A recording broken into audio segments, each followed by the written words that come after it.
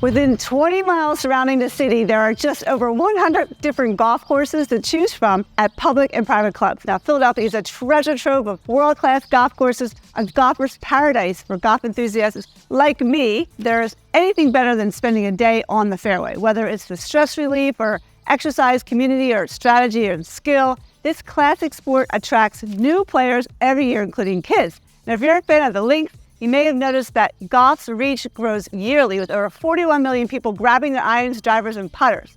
Today, I'm going to guide you through the top 9 courses that I have personally played many times and give you some hot facts and also my favorite hole for each course.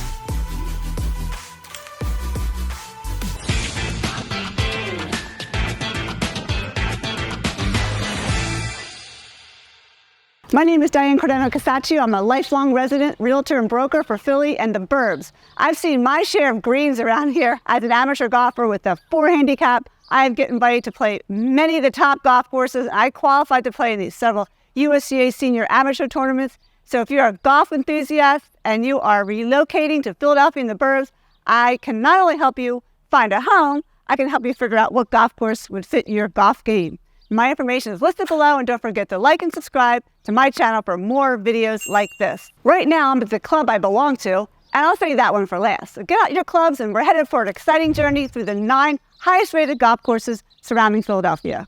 Number 1, Merion Golf Course. Located in Ardmore, the private Merion Golf Course was founded over 100 years ago in 1896, with this eastern section opening in 1912. It was designed by Hugh Wilson, who studied courses throughout Scotland and the British Isles for almost a year. This course consistently tops many national lists. Now, Merion is unique because it's a mix of course styles. Some par 4s are small and others are huge, with a gap up to 200 yards. Now, Merion truly has it all, including below-ground air and watering systems that give extra control over the hardness and quickness of the game surfaces. It also hosted 19 USGA championships as of right now, and it's set up to host the 2026 U.S. Amateur, 2030 U.S. Open, and 2034 U.S. Women's Open, 2046 Women's Open, and 2050 U.S. Open. So with narrow fairways and unruly rough, everyday golfers would aim to play it safe and simply enjoy the pleasure of having fun on one of the world's best golf courses. Now, the biggest challenge of this course is the high grass just off the fairway. You do not want to get in there. Definitely will not make a par from there. Now, my favorite hole is the 17th hole. It's an easy par 4 for the ladies, difficult par 3 for the men, smallish 2-tiered green and bunkers surrounded it, and makes it one of their signature holes. Next, Aronimink Golf Course. Aronimink's roots go back to the late 19th century too, and there are a few changes along the way before it found its home sweet home in Newtown Square on a massive 300-acre plot. The legendary course architect Donald Ross was a genius behind this masterpiece. And once you're out there on the private course, you'll immediately notice the thrilling highs and lows. The tons of elevation changes are real. Right off the bat, you'll encounter one first holes featuring a swooping fairway with a cheeking approach shot back up to the hill into a lofty green. You're gonna love to playing this Ross course like Aronimink. We just played there for our team match, and it was a doozy. One thing about Aronimink, you have to bring your A game. Ross designed it with bunkers ready to snap up your shoes and roughs that could even put even the best players in their place. Now, over the years, Aronimink has had a bit of a makeover, but always from top-notch name. The latest, Gil Hans, and he's easily regarded as one of the best in the area. Now, in my team match this season, I got confused. There were so many false fronts that I forgot about. You really need to get the ball up to the hole so it doesn't come back down off the green. My favorite hole is the 18th hole, uphill all the way with a blind approach shot. Hey guys, I just came out to the cricket club. It's right around the corner from my house. Don't let the name fool you.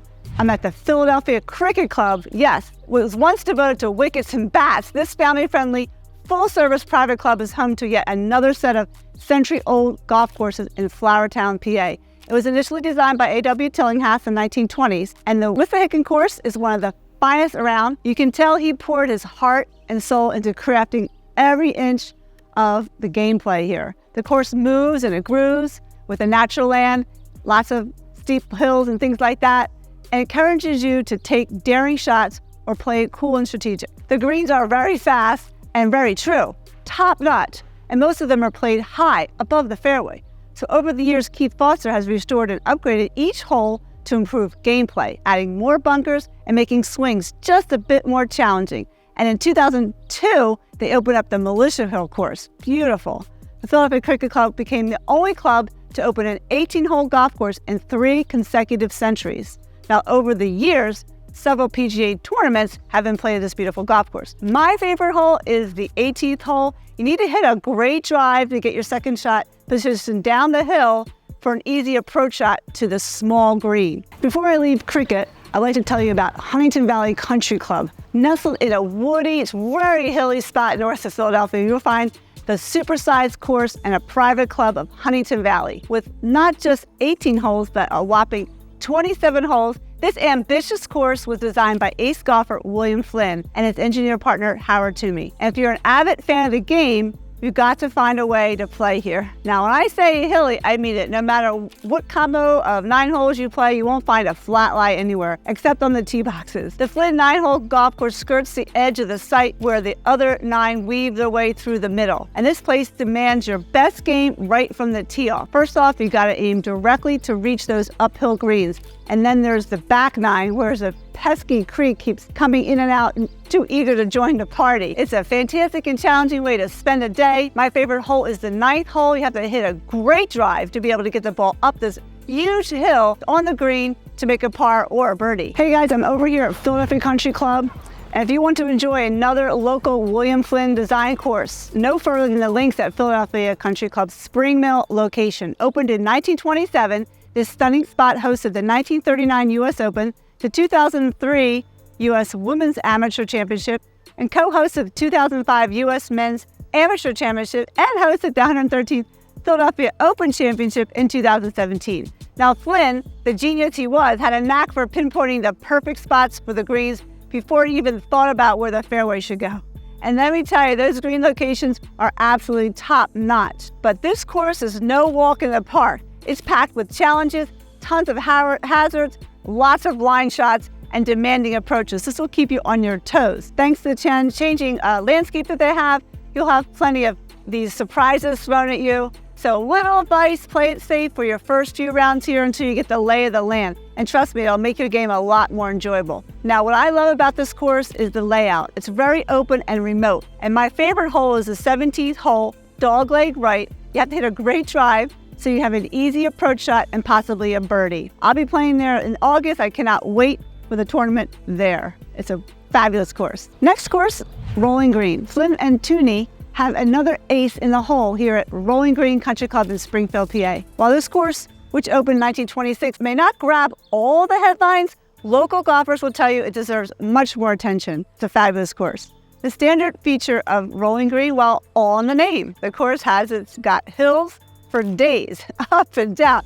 But don't worry, you won't be panting up and down fairways. It's more about a gentle rolling landscape that keeps things exciting and natural. As if Mother Nature herself wanted these 157 acres to be a golf course. The variety of holes here is seriously impressive, with greens set high and low. You really need to bring your A game when it comes to your approach shots. Miss your mark and you might be left with challenging long putts. To show how top tier this course is, it's been chosen to host some major tournaments. The 1976 U.S. Women's Open, the 2016 U.S. Women's Amateur. So it's about time you checked out Rolling Green. Come see what all the fuss is about. I personally love the fairways. They are so tight, it's soft. I love the 18th hole. It's very challenging, it's uphill. It's just a super finishing hole. Feels great. It's not a tough hole, but it feels like you've just finished a fabulous round of golf. Next up, let's talk about Gulph Mills Golf Club near Northwest Philly, near King of Prussia. Like many other golf hotspots in Philly, Gulph Mills is part of the city's golden age of golf, designed way back in 1919 by no other than Donald Ross. This genius was crafting a beautiful course that embraced rolling hills, creeks, and even a few water hazards. Now, over the years, many golf legends added their own touches to the layout, but more recently, golfing mastermind Gil Hans helped spruce up this course, refocusing on and restoring some classic features, smoothing the flow and adding some continuity. He even cleared out hundreds of trees and revealed some stunning views that were hidden for years. One of his highlights is a massive par 3 hole that leaps over a deep quarry into a beautiful Ross design green. This is my favorite hole for sure. And if you're lucky enough to score a round at this exclusive private club, you'll feel like you've got the place to yourself and feel a million miles away from it all. It's got to be one of the most relaxing spots in the area to play. I played here several tournaments here at Gulph Mills, and it has its fair share of hills. Are you ready for another William Flynn masterpiece? Welcome to Manufacturers Golf and Country Club, located in the valley of Fort Washington. The neighborhood here is fantastic. This is a hidden gem of a course. It sits on 250 acres of stunning hardwoods and rolling hills and deserves way more attention than it gets. While the club dates back to 1887, it settled into its forever home on a Ridgewood farm in 1923. And the 18 holes we love today opened up in 1925. Now the first half of the course is snuggled up against the club's western edge, and it's got some really rad elevation changes, a lot of them. The 8th hole, a short par 4 over a quarry, is a prime example. The back 9, oh well, it's a tough cookie with some really challenging holes that'll test your skills and keep your scorecard on its toes. The par 3s are the longest of all the courses in the area, and most are uphill, adding 10 to 20 yards to the shot, especially if it's like a windy day like today. And my favorite hole is the quarry hole, number 16. With a good drive, it leaves me right in chance to get on in 2 and birdie the hole. However, have to watch out not to go in the very, very deep quarry on the right, because you can get lost in there. Last but not least, welcome to Cedarbrook Country Club. This is our new 10th tee overlooking these ferocious traps. You don't want to get in there. This club has a rich history, starting with the Mount Airy Golf Club in the late 1890s. It later evolved into Stetton Country Club in 1909, and eventually relocated and was renamed Cedarbrook in 1921. The club flourished despite economic hardships and hosted famous players like Gene Sarazen and Ben Hogan. Despite threats from developers and the creation of Route 309, which cut into its property, the club relocated here in 1962. And today the course remains largely unchanged and upholds Philadelphia's golfing tradition. Sitting on 225 acres of rolling terrain, it's very private here, tons of woodlands. This championship course features 8 possible tee combinations, including a PGA family course. The Wissahickon Creek meanders throughout and combines with lakes and ponds, and we've got tons of wildlife and expansive greens and bunkers and 2 large practice areas. It's a beautiful course and a great place to spend the day. Now, my family's been a member here since 1970s. Then I joined about 17 years ago. The back 9 was just renovated and the front 9 is next year. It's a very exciting time for us members. My favorite hole is the par 5, 12th hole. It's very challenging. Now with the new tee, the good drive for me will position me to get into the green on 2 and secure a birdie. So there you have it, my fellow golf enthusiasts, the top 9 courses in the Philadelphia suburbs. I hope you enjoyed learning more about the history and setup of these fine courses. And if you have a favorite that I didn't make in this video, please share it below in the comments section for others to know. And don't forget to like this video and subscribe to the channel and learn more about the benefits of living in the Philly suburbs and how I can help you find your next dream home here. Thanks so much for listening and watching, and I'll see you on the next one.